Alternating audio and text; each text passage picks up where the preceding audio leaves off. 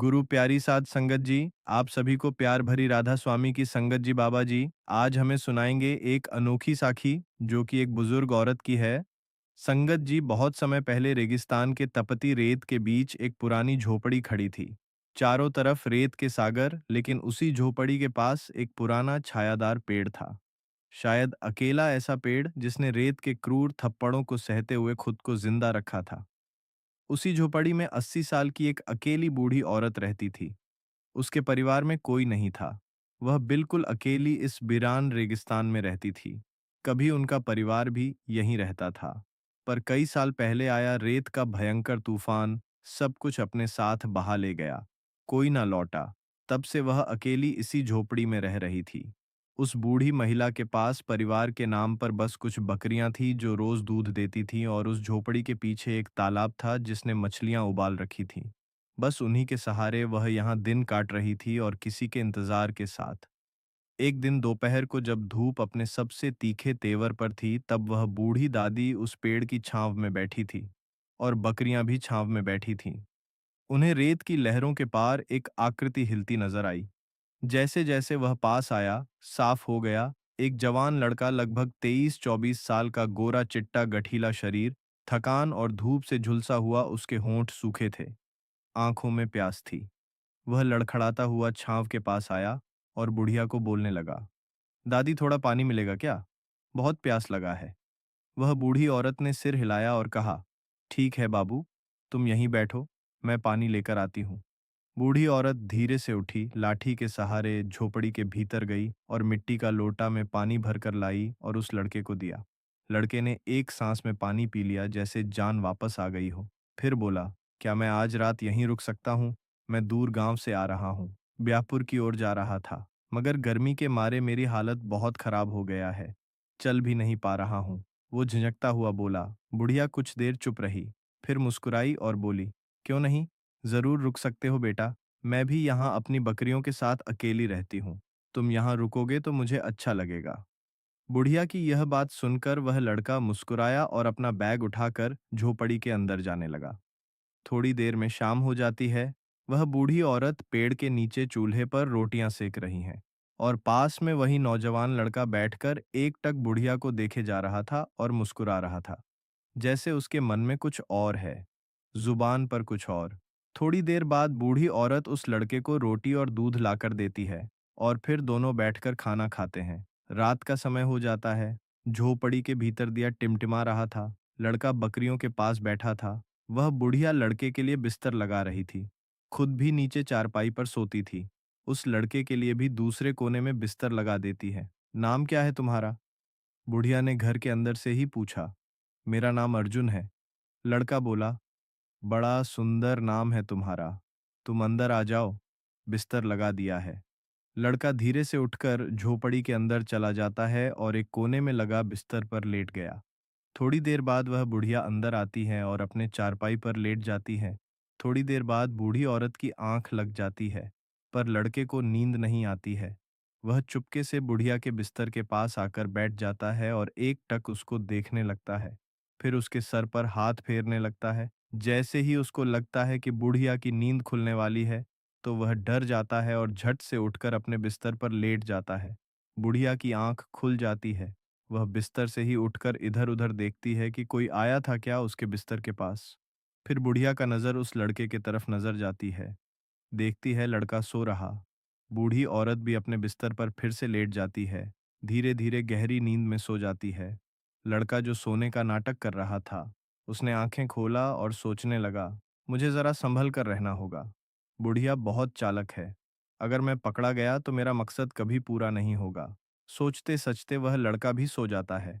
अगली सुबह जब लड़का सोकर उठता है और जब झोपड़ी से बाहर आता है, तो देखता है बूढ़ी औरत पेड़ के नीचे चूल्हे पर खाना बना रही हैं और पास में बकरियां घास और पत्तियां खा रही हैं।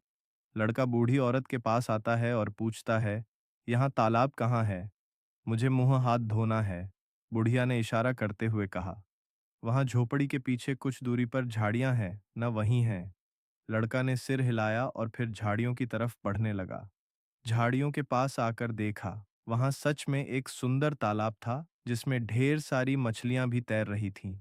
लड़का तालाब के किनारे उतरा और पानी से मुंह हाथ धोने लगा।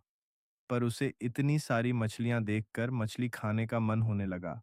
तभी पीछे से वह बुढ़िया हाथ में एक कलश लेकर आती हैं, शायद पानी भरने के लिए, और आते आते बोलती हैं, देखना, उस तालाब में एक बड़ा सांप भी रहता है। आसपास ज्यादा घास जंगल झाड़ नहीं है, इसीलिए वह सांप इसी झाड़ी में हमेशा रहता है। लड़का थोड़ा डर जाता है और बोलता है, क्या आपको कभी डर नहीं लगता इन जहरीले सांप बिच्छू से? बूढ़ी औरत लड़के का बात सुनकर मुस्कुराती है और फिर बोलती है, मुझे तो अब आदत सी हो गई है इन सांप बिच्छुओं से। ये हमेशा मेरे आसपास घूमते रहते हैं, पर कभी काटते नहीं। बुढ़िया की यह बात सुनकर लड़का भी मुस्कुराने लगता है। तभी फिर बुढ़िया बोलती है, क्या तुम मछली खाओगे? लड़का तुरंत बोलता है, हाँ, क्यों नहीं? अगर आप खिलाओगी तो जरूर खाऊंगा।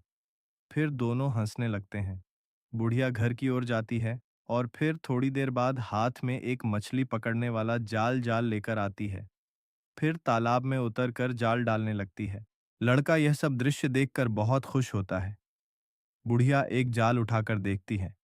उसमें बहुत सारी मछलियां आती हैं, पर छोटी छोटी मछलियां आती हैं, इसलिए उसे वापस छोड़ देती है। फिर दोबारा तालाब में जाल डालती है। लड़का बोलता है, आप छोटी मछलियां को क्यों छोड़ दिया?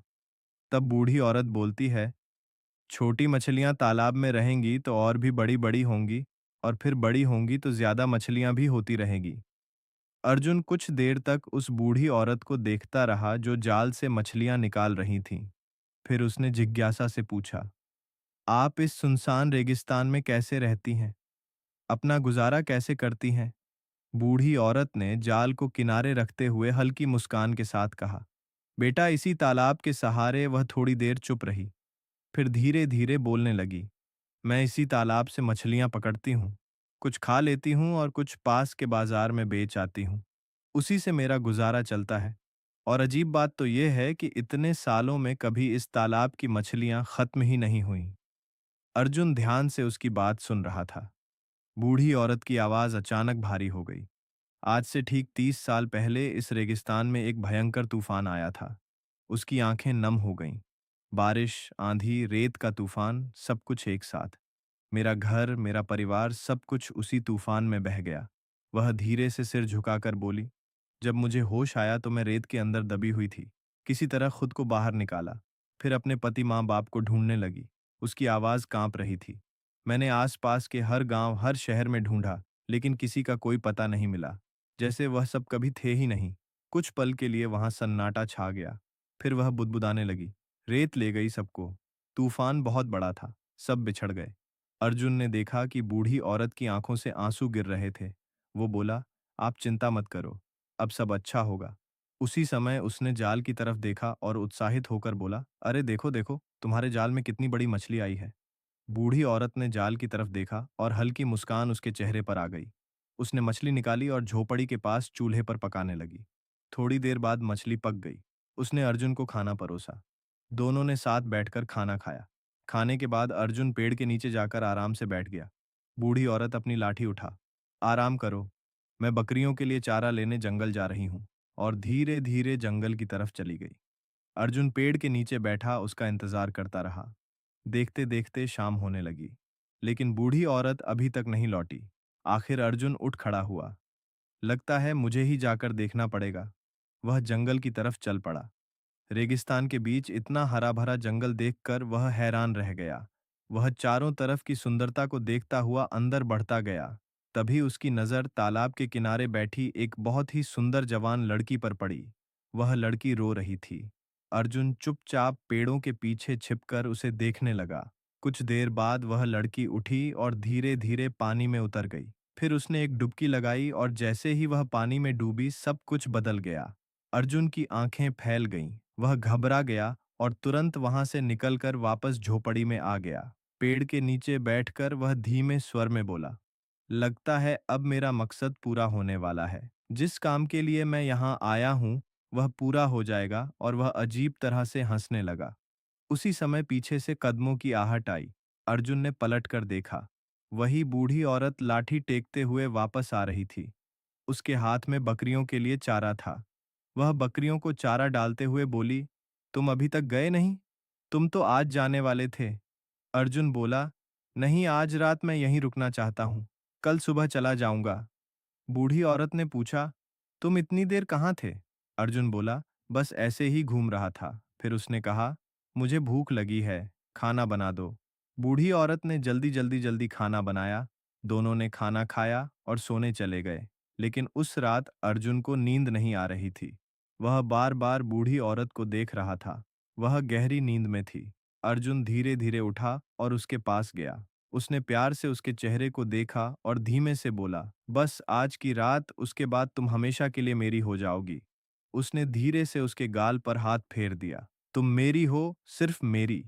इतने में बूढ़ी औरत की आंख खुल गई। वह गुस्से में बोली, तुम यहाँ क्या कर रहे हो इतनी रात को? अर्जुन मुस्कुराया, कुछ नहीं, बस नींद नहीं आ रही थी। बूढ़ी औरत झुंझुलाकर बोली, जाओ, जाकर सो जाओ। अर्जुन चुपचाप वापस अपने बिस्तर पर चला गया।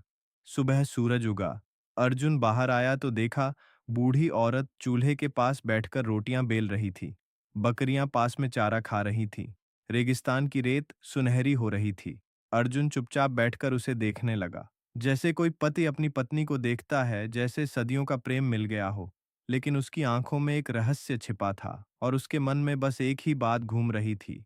आज उसका असली मकसद पूरा होने वाला था।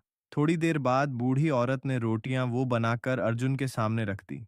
लो बे, खाना खा लो, फिर अपने रास्ते चले जाना। अर्जुन ने चुपचाप खाना खाया, लेकिन उसकी नजरें अब भी उसी पर टिकी हुई थीं। बूढ़ी औरत ने यह महसूस किया। वह थोड़ी नाराज होकर बोली, क्या हुआ? ऐसे क्यों देख रहे हो? अर्जुन हल्का सा मुस्कुराया, लेकिन कुछ नहीं बोला।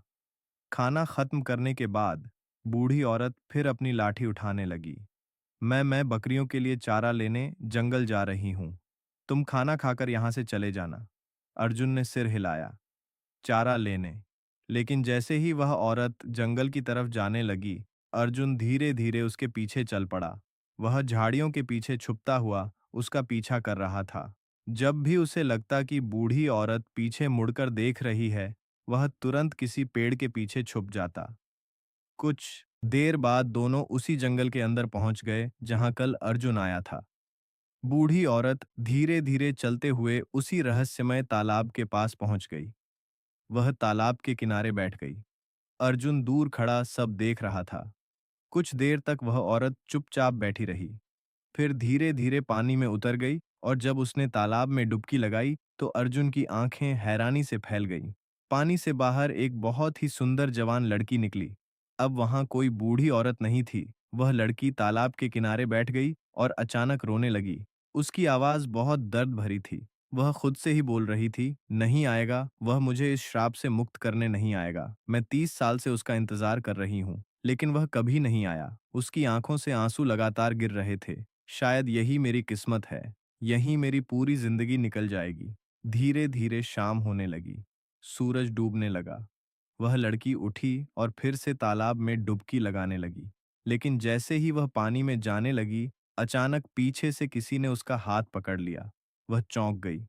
अर्जुन उसके सामने खड़ा था और उसने भी उसके साथ तालाब में डुबकी लगा ली। दोनों जब पानी से बाहर निकले तो लड़की हैरान रह गई। इस बार वह फिर से बूढ़ी औरत नहीं बनी थी। वह अभी भी वही जवान लड़की थी। उसकी आंखें भर आईं। वह कांपती आवाज में बोली, अमन, क्या तुम अमन हो?